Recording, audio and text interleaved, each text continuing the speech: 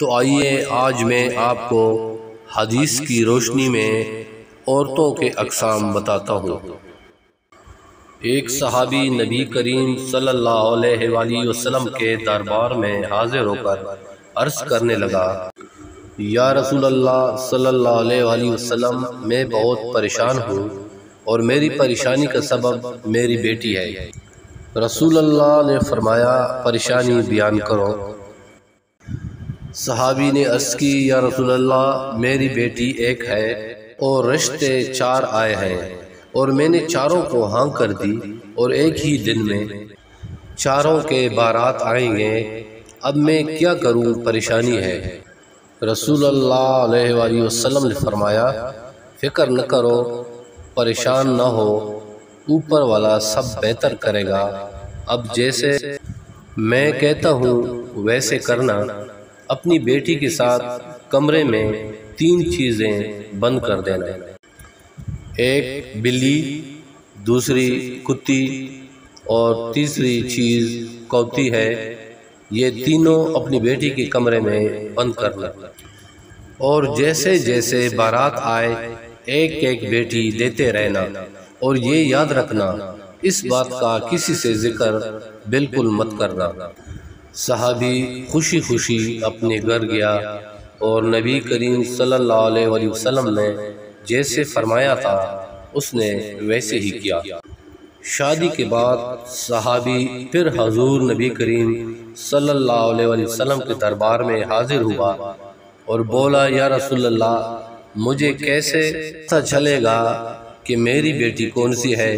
نبی کریم صلی اللہ علیہ وسلم نے فرمایا، ان 3 چیزوں کی فطرت سے۔ صحابی سمجھ گیا۔ اب صحابی اپنی پہلی بیٹی کے گھر گیا اور دروازے پر پہنچ گیا۔ اندر سے بیٹی کے جھگڑنے کی آواز آ رہی تھی۔ صحابی سمجھ گیا کہ یہ نسل تو کتی کی ہے جو شادی کے تیسرے دن ہی بھونک رہی ہے۔ اب دوسری کے گھر پہنچا تو پتہ چلا کہ وہ 7 پڑوس کے گھر سے روٹی لینے گئی ہے۔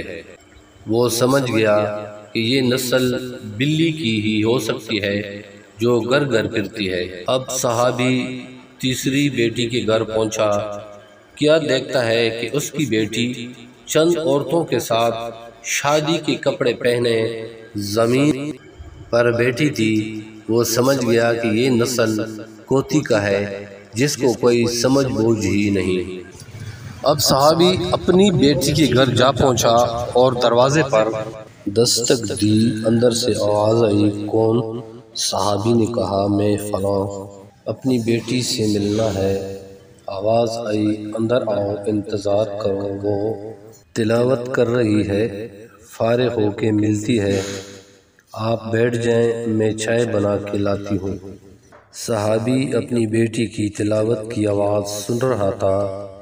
اس کی داڑھی آنسوؤں سے تر ہو رہی تھی اور اللہ تعالیٰ کا شکر ادا کر رہا تھا کہ اس نے اپنی اولاد کی جیسے پرورش کی تھی، آج اس کا ثمر اللہ تعالیٰ نے عطا کر دیا تھا۔